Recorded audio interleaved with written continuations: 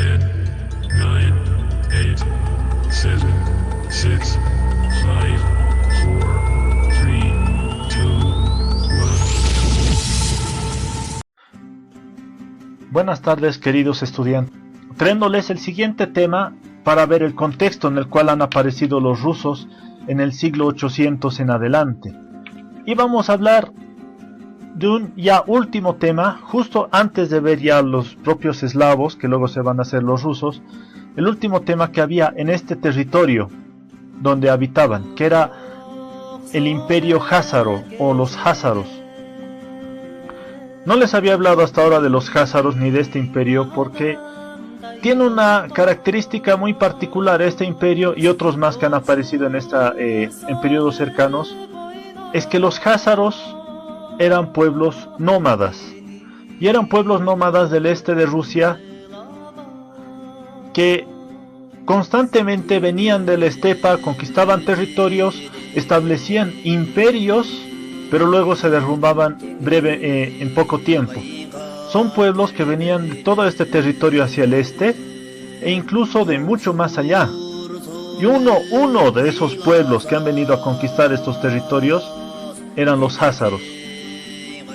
Pero antes de hablar de los házaros, veamos un poco de geografía de Rusia, y quiero que vean sobre todo este mapa para que vean qué características tiene este inmenso territorio sobre el cual se extiende la actual Rusia. Tienen que ver que todo este pedazo de tierra, todo este territorio, todo este pedazo gigantesco de tierra son estepas. Son estepas que son extremadamente planas, son territorios muy llanos que fácilmente cualquiera puede atravesar a pie y sobre todo a caballo. Estos territorios extremadamente planos, como pueden ver, se extienden durante kilómetros y kilómetros hasta que se pierde la vista, y aún así uno puede caminar durante días y no ve absolutamente nada salvo pequeñas colinas a lo lejos, tal vez máximo una montañita, pero este es el panorama general de la estepa rusa, y este es el territorio que tiene la mayor cantidad de superficie en lo que es la actual Rusia y los otros territorios que se han vuelto el imperio ruso. Entonces hay que tomar en cuenta que en estas llanuras, donde no hay ni se ve absolutamente nada más que planicie, es donde habitan pueblos nómadas que no tienen un lugar fijo para quedarse, y sobre todo un tipo especial de animal. Este es el territorio especial para criar grandes animales que caminan por las estepas, como son los camellos, pero sobre todo los caballos, y va a ser sobre todo a los lomos de los caballos donde estos pueblos nómadas, muchos pueblos nómadas que habitan estos territorios, van a agarrarse, van a juntar y van a crear hordas, grupos gigantescos, ejércitos gigantescos que van a conquistar y van a avanzar durante estas infinitas territorios, estas extensísimas territorios de tierra, llegando tranquilamente hasta donde llegan los rusos, los eslavos y otros territorios como habitaban los házaros, o como han hecho los mismos házaros en su momento. Tienen que saber que estos pueblos nómadas que vivían sobre todo a lomos de caballo estaban totalmente extendidos por todo el territorio plano, por toda la planicie siberiana y el centro de Asia. Entonces, en todos estos territorios han aparecido un montón de imperios, un montón de pueblos que se han ido enfrentando, se han ido destruyendo entre sí, y que eventualmente han ido avanzando hacia todos los lugares posibles, sobre todo hacia el oeste. Ojo, que no es que los chinos, por ejemplo, que están en esta región, se hayan salvado de sus incursiones. También avanzaron en su tiempo hacia China, hacia Corea, pero para nosotros lo que más nos interesa es su avance hacia el oeste, siendo uno de estos pueblos los házaros. Antes, por ejemplo, había los pueblos hunos, había los túrquicos y una serie muy grande de otros pueblos que han habitado estos territorios, que eventualmente van a llegar hacia el este a establecer nuevos imperios y nuevos territorios. Los házaros, al ser un pueblo nómada, llegaron y conquistaron estas tierras en el año 650 después de Cristo, es decir, solo 150 años antes de lo que estamos viendo en nuestro tiempo. Es decir, han estado poco tiempo los házaros. Han llegado junto con otro pueblo más grande, con otro pueblo nómada más grande, que eran los turcos, los pueblos túrquicos, perdón, que han establecido un imperio en aquel momento, que era el imperio de los túrquicos, pero que terminó destruyéndose. Y los házaros, aprovechando ese vacío de poder que estaban viviendo en este territorio, han empezado a expandirse y han establecido su propio imperio. Esta es la dinámica de estos pueblos nómadas del este, que llegan a un territorio, se establecen, forman un imperio, y como estos pueblos eran extremadamente frágiles, estos imperios eran muy frágiles, terminaban destruyéndose rápidamente. Es por eso que hasta ahora no hemos visto siquiera al imperio házaro, porque los házaros han estado poco tiempo, han quedado poca remanencia de los házaros en lo que es la actual Rusia, y si los estamos viendo ahora es porque justo en el momento en el que empieza la historia de los rusos con el Principado de Kiev, es que está el imperio házaro en este momento, y gracias a la caída del imperio házaro es que aparece con fuerza el Principado de Kiev. Solo por eso estamos viendo a los házaros en este momento. También tienen otra cosa los házaros, pero antes veamos un poco su composición. Los házaros eran pueblos nómadas, ya lo he dicho varias veces, pero esto tiene implicaciones. Primero, si ven aquí en la imagen, son pueblos que están montados fundamentalmente a caballo, que viven en estas casas que se mueven, que se desarman, se arman, se desarman, y que pueden vivir en cualquier parte de la estepa, es decir, no tienen unas casas fijas, unas construcciones fijas. Y lo más importante es que eran muy pocos. Los házaros y todos estos pueblos nómadas eran pueblos con muy poca población. Es cierto, podían reunirse, podían construir ejércitos muy poderosos, pero una vez que estos ejércitos entraban y destruían todas las poblaciones, destruían a los imperios y demás, terminaban siendo muy pocos como para establecer un nuevo pueblo. Entonces, imagínense, llegaban algo así como 30.000 turcos házaros, destruían cualquier ejército que se les ponía al frente, pero luego estos 30.000 terminaban siendo muy pocos para el inmenso territorio que habían conquistado. No podían establecer mucho linaje porque eran muy pocos, y al final terminaban asimilados a la población. Es por eso que los házaros y muchos de estos otros pueblos nómadas que van a llegar al territorio ruso tienen ese periodo muy corto de duración. Llegan, conquistan, luego se disuelven hasta que aparece otro pueblo de ese tipo que llega, conquista, se disuelve, y eso pasa todo el tiempo. Ahora, los házaros son conocidos por algunos detalles importantes. Es el primer pueblo, primer imperio, podemos decir estado, a pesar del poco tiempo que ha durado, que se ha establecido como judío. Es el único imperio que ha tenido como religión oficial el judaísmo. Y esto es algo llamativo porque usualmente los pueblos nómadas tenían sus propias religiones, como la religión Tengri y otras chamánicas. Y en este momento de la historia que estamos viendo en el siglo IX, había dos grandes religiones enfrentadas, que eran el Islam y el cristianismo. Entonces, de esa manera teníamos el gran imperio islámico por un lado, los dos grandes imperios, sobre todo el imperio bizantino con el cristianismo aquí al sur, el cristianismo ortodoxo, y el cristianismo católico con lo que era el imperio carolingio al oeste, pero muy lejano oeste. Teníamos esas dos religiones enfrentadas, pero los házaros, al establecer en ese breve periodo de tiempo un imperio bastante organizado e interesante, han decidido no tomar ninguna de las dos opciones y se han ido por una tercera, una que les permitía establecer vínculos muy interesantes con un pueblo como es el judío, y sobre todo separarse del Islam y del cristianismo, estableciéndose como un nuevo imperio judío. Ahora, los házaros, por la influencia judía que tenían, se han caracterizado por estar vinculados mucho con el comercio, y era un pueblo que permitía el vínculo comercial y el paso de mercancías desde el este hacia el oeste. Y sobre todo han establecido lazos comerciales con el Imperio Bizantino, llegando a ser incluso aliados, porque durante el periodo de expansión del Islam, cuando el Islam estaba extendiéndose por todo lo que era esta región, se han enfrentado a los házaros, que ya habían tomado esa identidad judía, y han sido los házaros los que han detenido la expansión del Islam por este lado.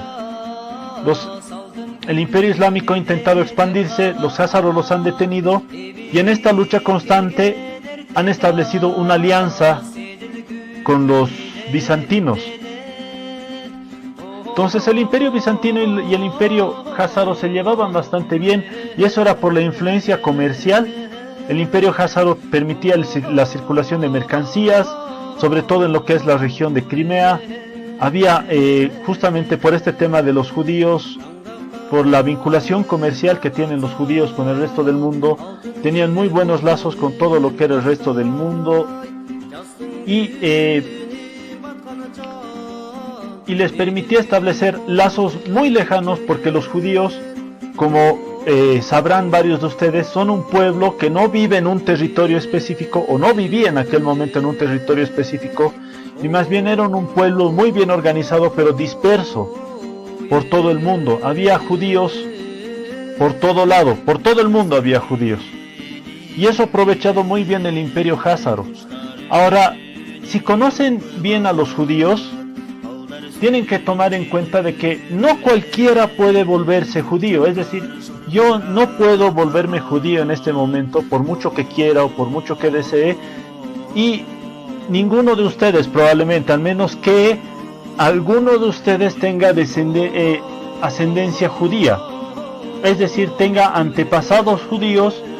que les permita entrar al judaísmo, porque resulta que los judíos no solo son una religión, son también un pueblo. Uno puede ser judío siempre y cuando sus antecesores, es decir, sus antepasados, sean judíos. Un abuelo, un bisabuelo, un tatarabuelo tiene que ser judío para uno ser judío. No hay excepciones. Los házaros es el único caso donde la gente se ha convertido al judaísmo y ha establecido algunos vínculos de sangre con los judíos, que con el tiempo han llegado escapando de todas las partes del mundo, porque si bien los judíos estaban en todo el mundo como un pueblo que todo el tiempo viajaba, también eran bastante perseguidos en todas las regiones, sobre todo de los territorios cristianos, que eran los que más perseguían a los judíos. Han escapado, se han establecido dentro del Imperio házaro, se han mezclado con los habitantes, sobre todo con los házaros originales, y de ahí han ganado algo de sangre judía que los permite convertirse en la base de los judíos rusos. Los judíos rusos que se han vuelto muy famosos gracias a películas como El violinista en el tejado, por ejemplo, que hubo muchos personajes de ascendencia judía como Lenin, como Trotsky, muchos otros judíos rusos, y sobre todo cuando hubo ya problemas, cuando el Imperio házaro cayó, muchos judíos házaros han viajado hacia Europa y se han establecido, según algunos historiadores, y esto también es un tema de debate, se han convertido en los judíos askenazis, es decir, los judíos europeos. Como último punto, veamos la relación entre los judíos, entre el Imperio házaro, los házaros y los eslavos. Y quiero que vean en este detalle, como pueden ver aquí, los territorios están sobrepuestos, es decir, el círculo donde viven los eslavos va más allá de los límites del Imperio házaro e incluso de lo que viven los házaros. Tienen que tomar en cuenta que los házaros, como eran un pueblo nómada con muy poca población, que han dejado herencia pero que han terminado siendo muy pocos al final, este era el territorio que controlaban como imperio, pero este era el territorio donde efectivamente vivían, este circulito central, este circulito café. Y esto de los círculos les pongo porque son lugares donde vive la gente, en este caso los házaros o los eslavos, pero que están muy dispersos y no podemos poner fronteras específicas y decir hasta aquí viven los házaros y hasta aquí viven los eslavos. Y como ven, el círculo de los eslavos llega hasta buena parte del imperio házaro, e incluso aquí, por ejemplo, donde vivían en un mismo territorio házaros y eslavos, es decir, todos los eslavos que vivían en estas regiones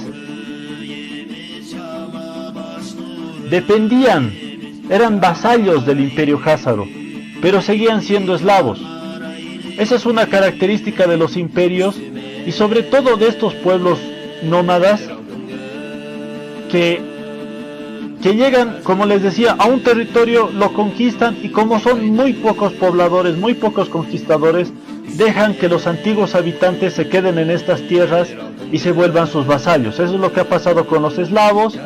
y como pueden ver, se han ido mezclando constantemente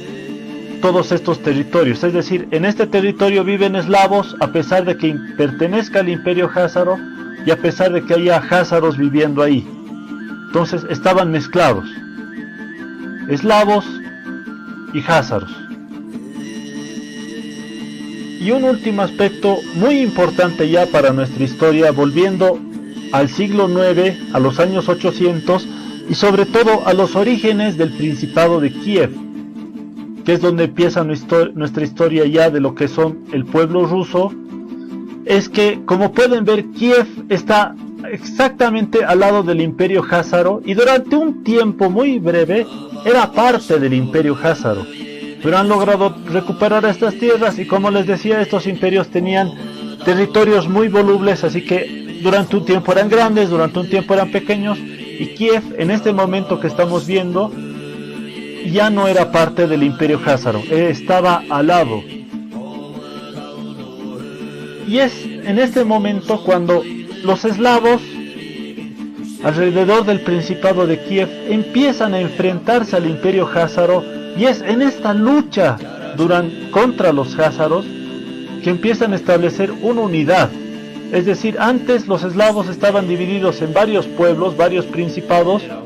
pero cuando luchan contra los házaros es que se unen alrededor del Principado de Kiev y empiezan a hacer retroceder a los házaros.